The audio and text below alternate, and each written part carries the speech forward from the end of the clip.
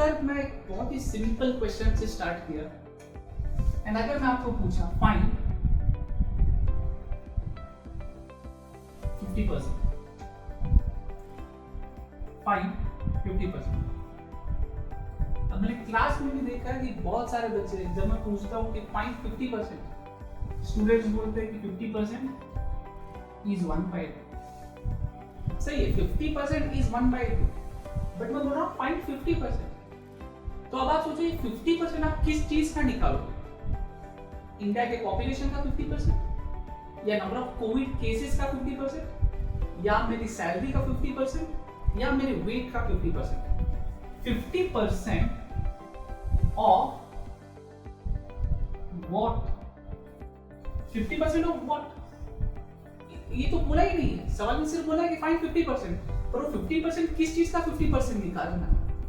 कहने का मतलब फाइंड 50%, इस सवाल का कोई मीनिंग नहीं है।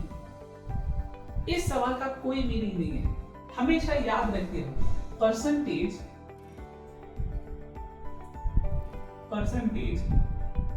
is always of some value. Percentage is always of some value. अगर लेट्स से इसी में अगर मैं आपको पूछा फाइंड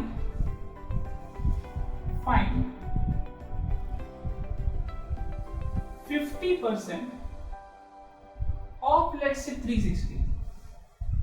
अब आप सोचो, अब ये 50% किस चीज का निकालना? 50% ऑफ व्हाट?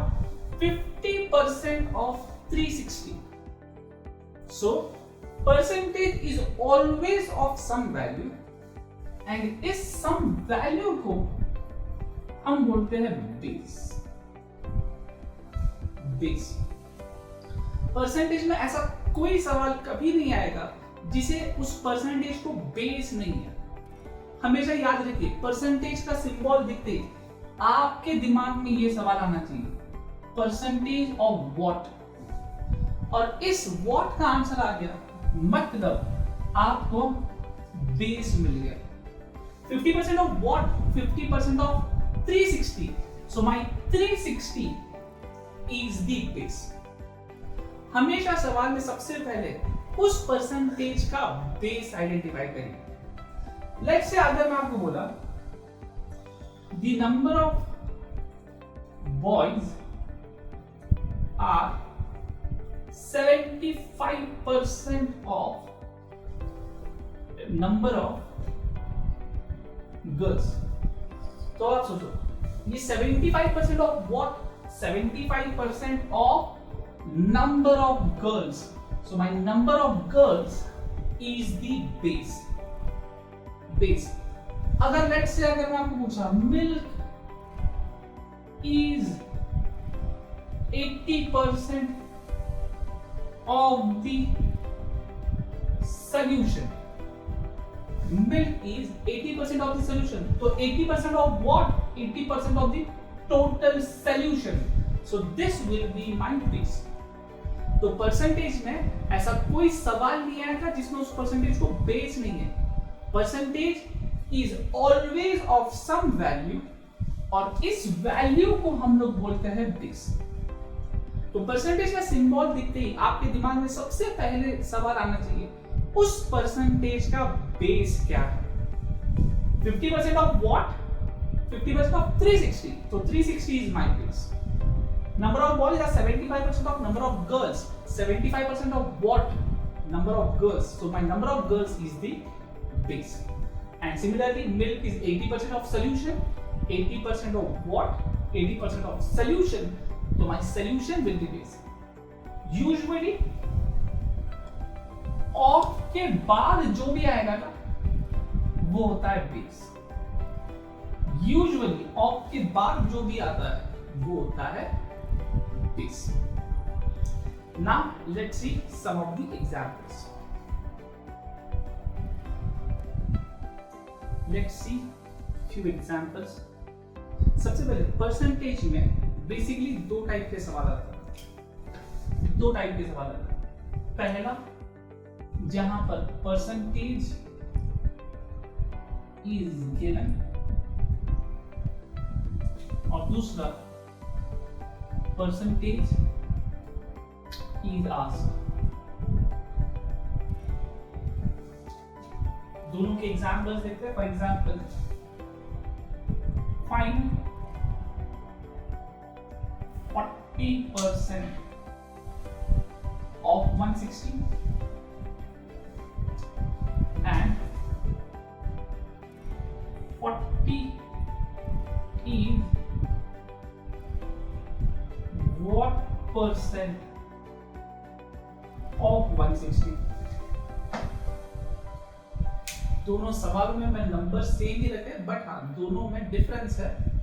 यहाँ पर 40% परसेंटेज दिया हुआ, 40% ये दिया हुआ एंड 40 इज व्हाट परसेंट, यहाँ पर परसेंटेज पूछा हुआ.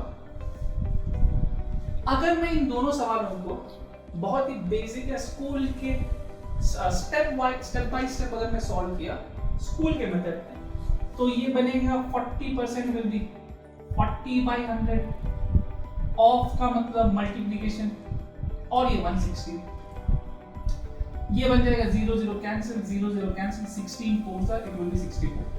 तो 40% of 160 it will be 64 and 40 is what percent. Okay, so let's say this what percent is x percent.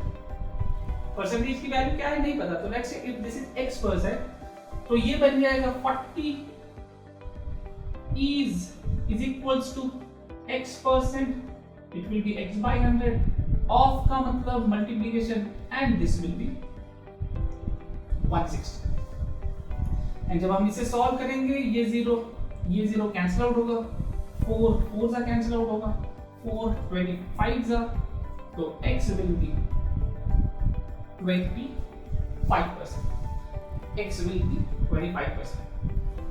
I hope आपको इन दोनों में का डिफरेंस समझ में आया. The percentage is given, the percentage is asked, and answer सही है, सवाल बनाने का तरीका भी सही. But I would say exam में सवाल सॉल्व करने का क्या इससे कोई बेटर अप्रोच है? आइडिया वही है, आंसर यही है, स्टेप्स भी वही है, पर इसको रिप्रेजेंट करने का क्या और भी कोई बेटर वे है? यस. और आगे से हम लोग यही आइडिया आगे भी यूज करेंगे हर एक एग्जांपल में. परसेंटेज में always start with the base, always start with the base. आपको परसेंटेज का सिंबल देखते ही दिमाग में पहला थॉट आना चाहिए कि उस परसेंटेज का बेस क्या है. 40% of what? 40% of 160.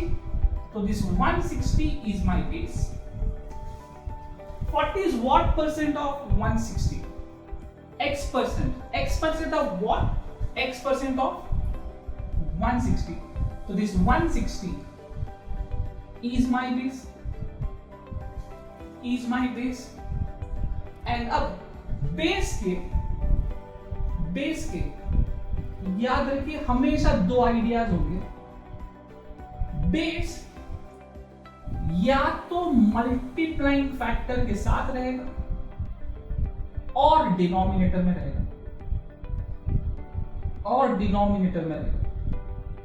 बेस के हमेशा दो आइडियाज होंगे. बेस या तो मल्टीप्लाइंग फैक्टर के साथ रहेगा या फिर डिनोमिनेटर में रहेगा. And now what is this multiplying factor? The multiplying factor is nothing but उस परसेंटेज का फ्रैक्शन वैल्यू जो हम लोगों ने कुछ देर पहले किया है. 40%. What is the fraction value of 40%? 40% is 2/5 of 160. This will be 5 3s are 15, 5 2s are, so this will be 60. तो जैसे मैंने कहा कि बेस या तो मल्टीप्लाइंग फैक्टर के साथ रहेगा या डिनोमिनेटर में रहेगा. यहां पर देखिए इस 40% का फ्रैक्शन ये जो 2/5 है, this is nothing but my multiplying factor.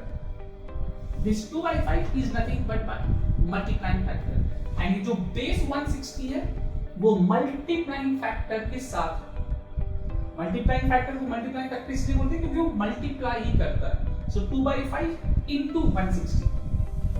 तो बेस या तो मल्टीप्लाइंग फैक्टर के साथ रहेगा या डिनोमिनेटर में रहेगा। यहां पर परसेंटेज दिया है, मतलब उसका मल्टीप्लाइंग फैक्टर भी इनडायरेक्टली दिया है।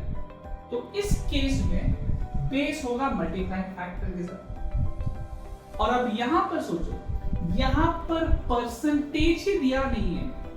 अगर परसेंटेज दिया नहीं है, कैन आई से उसका फ्रैक्शन भी दिया हुआ नहीं है, राइट? फ्रैक्शन भी दिया हुआ नहीं है।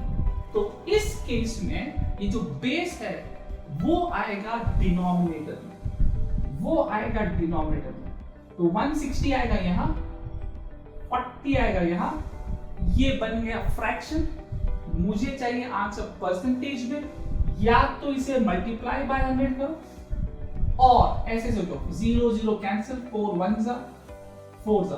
What is the percentage value of 1/4? The percentage value of 1/4 is 25%. तो परसेंटेज में बेसिकली दो टाइप के सवाल आते हैं। एक है परसेंटेज इज गिवन, दूसरा है percentage is asked. Always start with the base. आप जब कभी पढ़ाई करते हो, पढ़ाई में फ्लो होना जरूरी है। तो यहां पर सबसे पहले स्टार्ट विद द बेस। उस परसेंटेज का बेस क्या है? एक बार बेस आइडेंटिफाई हो गया तो बेस के हमेशा दो आइडियाज रहेंगे। बेस हमेशा या तो मल्टीप्लाइंग फैक्टर के साथ रहेगा या डिनोमिनेटर में रहेगा। अब ये सोचो कि वो कब मल्टीप्लाइंग फैक्टर के साथ रहेगा और कब डिनोमिनेटर में रहेगा। तो ऐसे सोचो, अगर परसेंटेज दिया हुआ, if the percentage is given, which means indirectly उसका fraction is also given. 40% का fraction is 2/5. Fraction is also given. In this case, the base will be with the multiplying factor. Will be with the multiplying factor. And यहाँ पर percentage पूछा है। percentage अगर दिया हुआ नहीं है, मतलब उसका fraction भी दिया हुआ नहीं है। और अगर फ्रैक्शन दिया हुआ नहीं है तो बेस क्या होगा? डिनोमिनेटर में रहेगा। तो base will be with the या इन द डिनोमिनेटर। पूरा परसेंटेज दो ही चीजों पे डिपेंड करता है, एक बेस और एक उसका मल्टीप्लाइंग फैक्टर। अगर आपको बेस और मल्टीप्लाइंग फैक्टर का आइडिया समझ में आया, परसेंटेज में दूसरा कुछ भी नहीं है। तो बेस, मल्टीप्लाइंग फैक्टर, अगर परसेंटेज दिया है तो उसका फ्रैक्शन दिया है। In this case base will be with the multiplying factor. And अगर परसेंटेज दिया हुआ नहीं है तो उसका फ्रैक्शन भी दिया हुआ नहीं है, तो base will be in the denominator. Let's say अगर मैं आपको बोल रहा हूं कि दो लोग हैं ए और बी, दो लोग हैं ए और बी। ए के पास है लेट्स से 100 रुपीज, ए के पास है 100 रुपीज एंड बी हैज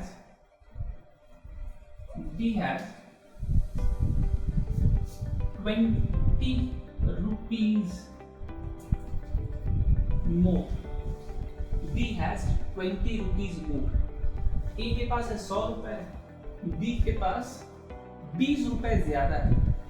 तो कैन आई से B के पास 120 रुपए,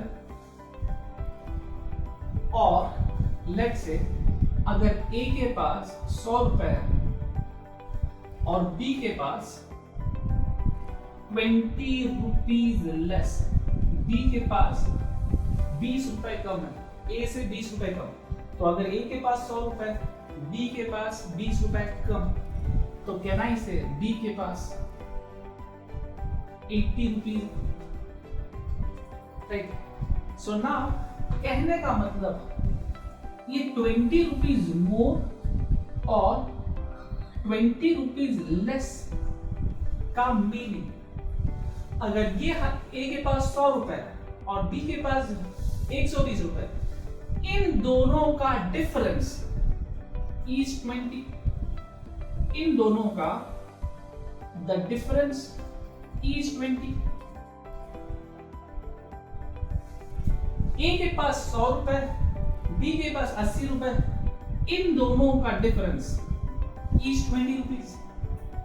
मतलब मैथ्स में कहीं पर भी मोर या लेस बताए, मैथ्स में मोर का और लेस का मतलब हमेशा डिफरेंस होगा.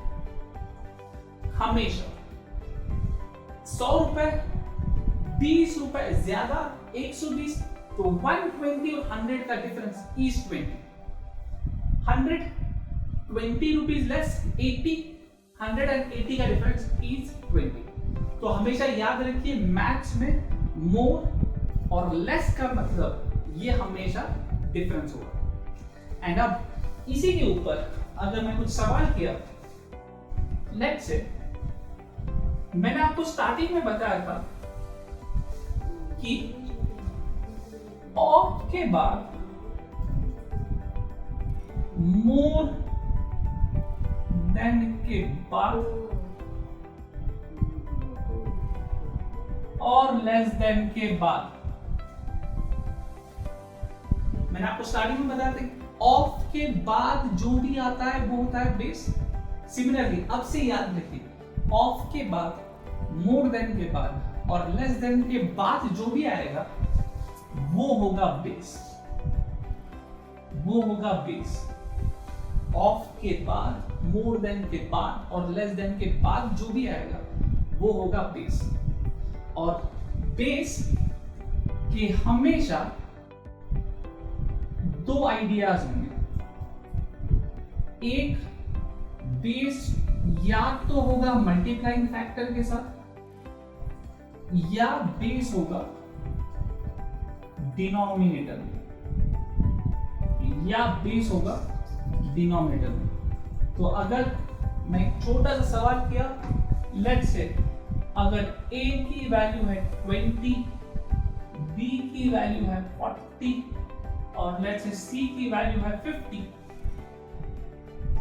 और मेरा सवाल है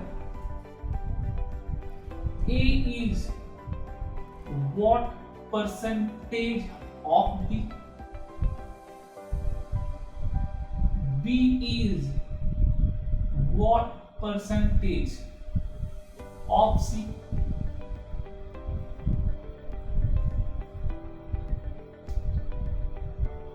a is what percentage less than b,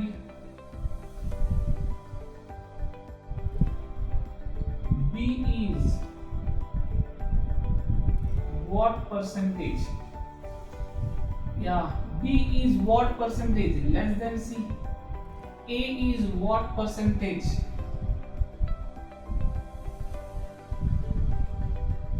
less than c, c is what percentage more than a, and b is what percentage more than a. सो मैंने a, b और c के वैल्यूज लिखे. सो अब यहां सोचो, ऑफ के बाद मोर के बाद और लेस देन के बाद जो भी आता है वो होता है बेस. सबसे पहले यहां पर इन सवालों में ये कौन से टाइप का सवाल है? परसेंटेज इज गिवन या percentage is asked? What percent, what percent, what percent, what percent. Percentage पूछा हुआ है, और अगर परसेंटेज पूछा हुआ है तो बेस मल्टीप्लाइंग फैक्टर के साथ रहेगा कि डिनोमिनेटर में रहेगा? सो नाउ थिंक, अगर परसेंटेज दिया है मतलब इनडायरेक्टली उसका फ्रैक्शन भी दिया है, तो इन दिस केस वो मल्टीप्लाइंग फैक्टर के साथ रहेगा. पर अगर परसेंटेज पूछा हुआ है मतलब परसेंटेज दिया हुआ नहीं है तो उसका फ्रैक्शन भी दिया हुआ नहीं है, और अगर फ्रैक्शन दिया हुआ नहीं है तो बेस आएगा डिनोमिनेटर में। इन दोनों में डिफरेंस आपको समझ में आना चाहिए। ये कब होगा? When the percentage is given, और यहां when the percentage is asked. In all these cases, the percentage is asked, so the base will be in the denominator. तो अब जल्दी से कैसे करेंगे? What percent of B? तो my base is B. Base B will be in the denominator. तो 40 will be in the denominator. Of C, तो base is C. Base C 50 will be in the denominator.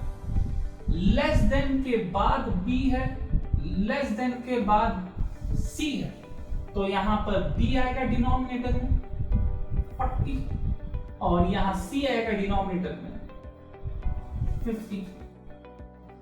More than के बाद C है, more than के बाद C है, तो यहां पर C is what percentage? This should have been 8. B is what percentage more than? Let's say 8. I made an error while writing, तो यहाँ दोनों जगह A होना चाहिए था। तो यहाँ बेस A है तो A will be 20 and यहाँ पर भी 20। जो सबसे इजी काम है सबसे पहले वो कर दीजिए, बेस को आइडेंटिफाई करिए, ऑफ के बाद, मोर देन के बाद और लेस देन के बाद जो भी आएगा वो रहेगा base, and base will be the denominator. So 40, 50, 40, 50, 20, 20 will be the denominator. And now, तीन scenarios है अलग अलग, of, less than और more than. Of वाला scenario तो सबसे easy है। ये जो दूसरा नंबर है, of वाले scenario में, ये न्यूमरेटर में वैसे का वैसे आके बैठेगा। ये A is 20, ये आके बैठेगा यहाँ। B is 40, ये आके बैठेगा यहाँ। ऑफ वाला सिनेरियो काफी इजी है। ऑफ के बाद जो भी आता है वो होता है बेस, और बेस बैठेगा डिनोमिनेटर में, और ये जो दूसरा नंबर है वो आ जाएगा न्यूमरेटर में। और लेस देन और मोर देन का मतलब होता है डिफरेंस। किन में का डिफरेंस? यहां पर B is what percent less than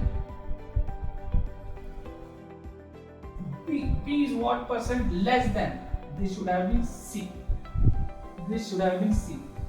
ये हो जाएगा 50 और B is what percent less than C? More और less का मतलब डिफरेंस। किसका डिफरेंस? B और C का difference. The difference between B and C is 10. Less का मतलब डिफरेंस। किसका डिफरेंस? A और C का डिफरेंस। A और C का डिफरेंस is 30. नेक्स्ट C और A का डिफरेंस, मोर का भी मतलब होता है डिफरेंस। A और C का डिफरेंस, A और C का डिफरेंस 20 और 50 का difference, it is 30। And B और A का डिफरेंस, B एंड A का डिफरेंस इज 20। एंड नाउ आपको यहाँ आंसर परसेंटेज में चाहिए, या तो 100 से मल्टीप्लाई करो, और अगर आपको फ्रैक्शन वैल्यू याद है तो वो काम थोड़ा फास्ट होगा। 0 0 cancel, this is 1/2, and what is the percentage value of 1/2? 1/2 is 50%। 0 0 cancel, this is 4/5, 4/5 is 80%। 1/5 is 20%, 3/5 is 60%, 0 0 cancel, 3/2. So now think, if 1/2 is 50%, तो 3/2 क्या होगा? 1/2, 1/2, 1/2, 3 बार, तो 3/2 will be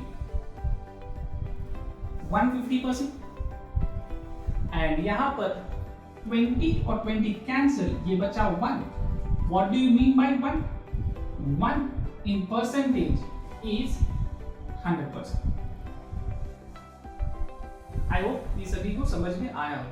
So this was about percentage of more and less. Maths में more और less का मतलब हमेशा आएगा difference. Always start with the base. Base identify हो गया तो base will be either with the multiplying factor or will be in the denominator, right? So this was about percentage of, more than, less than. In the next video we will look at some more examples.